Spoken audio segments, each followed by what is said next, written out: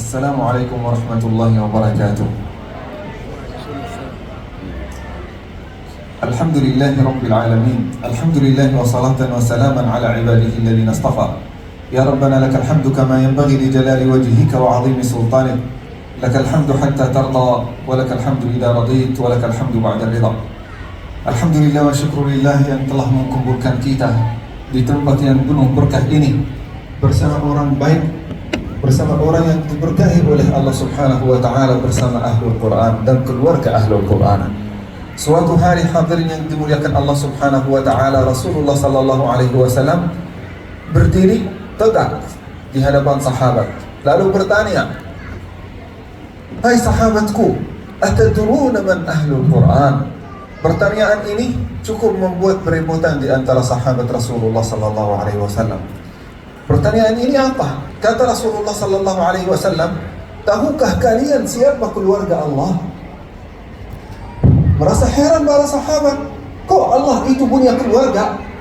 Ini baru kita tahu ya Rasulullah, siapa keluarga Allah Subhanahu wa taala. Justru kalau sudah menjadi keluarga Allah wa taala, itu berarti gelar yang sangat tinggi. Keluarga presiden itu gelar yang sangat tinggi. Keluarga gubernur, keluarga bupati, wali kota, apalagi ini keluarga Allah Subhanahu wa taala yang menciptakan bapak pejabat, presiden, gubernur, bupati, wali kota. Allah Subhanahu wa taala, kalau kita sudah menjadi keluarganya, banyak kemuliaan dan kelebihan yang kita bisa dapat. Coba bayangkan ibu dan bapak, kita membuat api yang kecil. Lalu di tangan kita lagi pegang tangan anak kita. Kita berani memasukkan tangan anak kita ke dalam api tersebut? Tidak akan pernah. Apapun yang dilakukan oleh anak kita. Kenapa? Ini keluarga saya, ini anak saya. Bagaimana saya bisa membuat dia tersakiti dengan api ini? Begitu juga Allah Subhanahu wa taala yang menciptakan api neraka. Allah Subhanahu wa taala pasti akan menciptakan, akan juga menyelamatkan keluarganya. Lalu kita balik lagi, siapa keluarga Allah Subhanahu wa taala? Siapa keluarga Allah? Kata Rasulullah sallallahu alaihi wasallam, "Ahlul Quran hum ahlullahi wa khassatuh." Ahlul Quran, keluarga Al-Quran adalah keluarga Allah. Luar biasa. Bukan hanya keluarga Allah. Kata Rasulullah sallallahu alaihi wasallam, "Wa khassatuh," dan orang yang paling khusus, orang yang paling dekat, orang yang paling disayangi dan dicintai oleh Allah Subhanahu wa taala. Siapa mereka? Ahlul Quran. Adik-adik kita yang baru wisuda, yang berjuang mengorbankan bagian dari waktunya, bagian dari hartanya, bagian dari usahanya untuk menghafalkan 1 juz, 2 juz, 3 juz, 15 juz, 30 juz. Ini adalah ahlul Quran yang insya Allah kalau mereka ikhlas dan istiqamah, mereka insya Allah akan menjadi keluarga Allah Subhanahu wa taala. Kalau sudah menjadi keluarga Allah, ini kemuliaan yang sangat tinggi dan amat tinggi. Kita harus memeliharanya, kita harus menjaganya. Bagaimana kita menjaganya Pak Ustaz? Kata Allah Subhanahu wa taala, "Iqra' bismi rabbikal ladzi khalaq." Dan itulah adalah perintah yang paling pertama kepada kita. Belum ada salat, belum ada zakat, belum ada haji, umrah, puasa. Perintah yang paling pertama, iqra' dulu. Kalau sudah iqra', engkau insya Allah gampang melakukan ibadah-ibadah yang lain. Asal sudah iqra', qiraatnya sudah benar, bacaannya sudah benar, insya Allah ibadah yang lain akan datang belakangan. Kalau kita sudah iqra', bisa kita melakukan salat, sudah tahu fiqihnya. Kalau kita sudah iqra' dan mengetahui firman Allah Subhanahu wa taala, kita sudah tahu nisab, zakat, hal 'alaiha al-haul, fiqih zakat kita sudah tahu. Kalau kita sudah membacakan Al-Quran, sudah membacakan ayat-ayat tentang puasa, kita sudah tahu waktu puasa, keutamaan puasa, pahala Allah Subhanahu wa taala yang diberikan kepada orang yang berpuasa. Asal kita sudah iqra'. Dan itulah adalah perintah Allah Subhanahu wa taala yang kepada kita. Iqra bismi rabbikal ladzi khalaq. Perintah yang paling pertama. Ustaz, gimana cara kita iqra? Gimana cara kita baca? Allah Subhanahu wa taala menjelaskannya di perintah berikutnya. Di dalam surat Al-Muzammil kata Allah Subhanahu wa taala, "Auzid 'alaihi, auzid 'alaihi, auzid 'alaihi warattilil Qur'ana tartila." Masya Allah. Jadi kita iqra, kita lebih di atas itu, di atas iqra apa? Tartilul Quran. Apa artinya tartilul Quran? Yang mengetahuinya ustaz-ustaz Darul Quran yang berjuang untuk mengajari tartilul Quran kepada anak-anak kita. Apa itu tartilul Quran? Tajwidul Quran, sifat dan makharij huruful Quran, membacakan Al-Quran secara profesional, secara mahir, secara baik dan sempurna dan fasih. Kalau kita sudah insya Allah tartilul Quran, darajat kita di surga Allah Subhanahu wa taala itu bukan main-main. Kata Rasulullah sallallahu alaihi wasallam, "Yuqalu liqari'il Quran, iqra wartaqi warattil kama kunta turattilu fid dunya." Kata Rasulullah sallallahu alaihi wasallam, hari kiamat sebagaimana perintah yang paling pertama di dunia adalah iqra. Masih ingat ya, iqra bismi rabbikal ladzi khalaq. Begitu juga perintah Allah Subhanahu wa taala di akhirat adalah iqra. Tapi iqra di akhirat itu beda dibandingkan dengan iqra di dunia. Iqra di dunia belajar, iqra cari ilmu, tetapi iqra di akhirat untuk menguji, untuk tes. Iqra supaya apa? Setiap kali engkau membacakan satu ayat, engkau akan naik derajatmu di dalam surga Allah Subhanahu wa taala. Kalau engkau hafal satu juz, ya derajatmu di surga sesuai dengan satu juz. Sesuai dengan hafalan kita dan ilmu kita di dalam Al-Quran.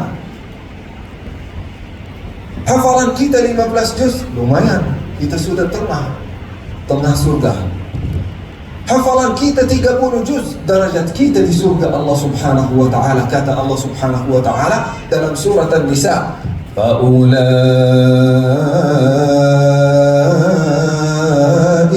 ma'al ladzina an'ama Allahu 'alaihim minan nabiyyin was-siddiqin wasyuhada'i was-salihin." Masya Allah. Jadi tingkat-tingkat kita di surga itu sudah sangat tinggi, sangat tinggi. Bahkan bersama Nabi, bersama Rasul. Ada yang mengidolakan Muhammad sallallahu alaihi wasallam, kita satu tingkat bersama beliau di dalam surga Allah Subhanahu wa taala. Ada yang ingin bertemu dengan Nabi Allah Yusuf, manusia yang paling tampan, yang paling ganteng, insya Allah kita akan bersama beliau di dalam surga Allah Subhanahu wa taala. Ada yang idolanya Aisyah radhiyallahu anha, istri Rasulullah sallallahu alaihi wasallam, sama tetangga satu kota bersama orang-orang yang kita cintai dan idolakan selama kita di dunia. Di mana itu? Di dalam surga Allah Subhanahu wa taala. Itulah pahala bagi adik-adik yang sudah khatam Al-Quran 30 juz, bukan hanya menghafalkan Al-Quran tetapi selalu menjaganya. Bagaimana kita menjaganya? Membacakannya dengan benar. Kedua, memahami maknanya.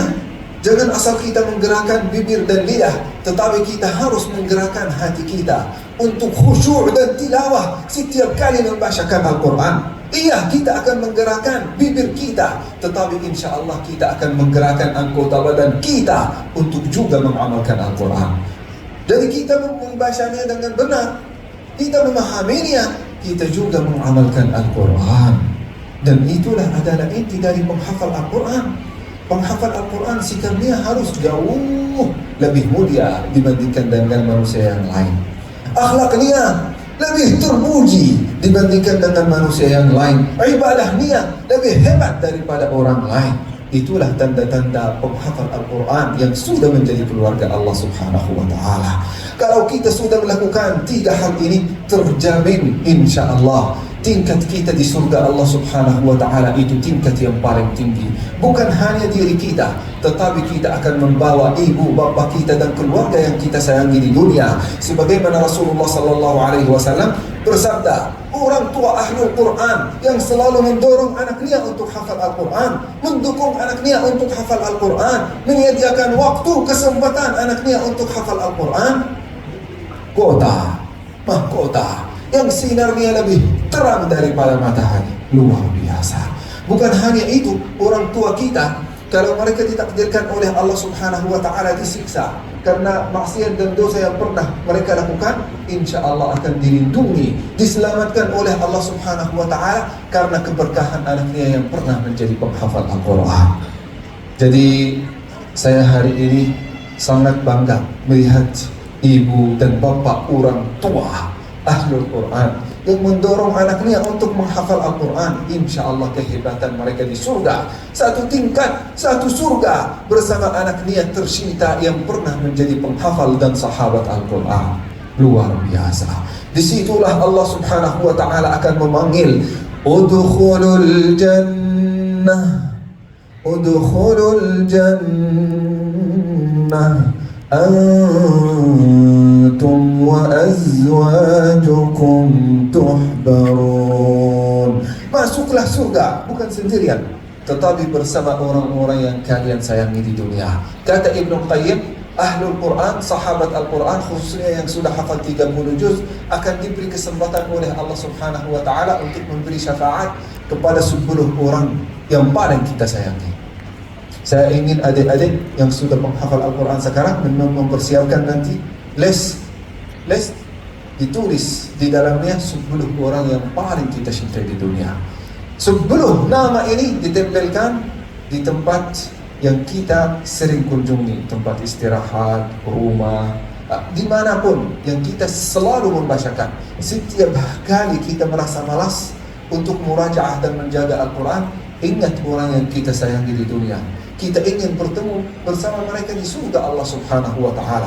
Disitulah insya Allah semangat di dalam hati kita akan berapi-api untuk menjaga hafalan Al-Quran, murajaah Al-Quran, hafalan Al-Quran, dan juga insya Allah amalan Al-Quran. Sehingga insya Allah kita akan setiap hari semakin mulia, semakin dekat kepada Allah subhanahu wa ta'ala, dan dekat kepada surga Allah subhanahu wa ta'ala. Hadirin yang dimuliakan Allah subhanahu wa ta'ala, akhirul kalam, mohon maafkan saya apabila ada kekurangan dan kesalahan khususnya dalam bahasa. Maklum, saya di Indonesia hampir kurang lebih 6 tahun. Jadi kalau ada kekurangan dalam bahasa Indonesia mohon dimaklumi. Kalau ada kebenaran, mudah-mudahan Allah subhanahu wa ta'ala memberikan kepada kita kekuatan untuk mengamalkan semua yang telah disampaikan. Aqulu qawli hadza, jazakumullahu khairan. Wassalamualaikum warahmatullahi wabarakatuh. Waalaikumsalam warahmatullahi wabarakatuh. Syukran wa jazakallahu khair Dr. Syekh Yazid Abdul Hizam Al-Hakimi MS yang telah memberikan motivasinya kepada kita. Nah, kita akan mulai talkshow kita yang pertama ini. Kita akan mulai dari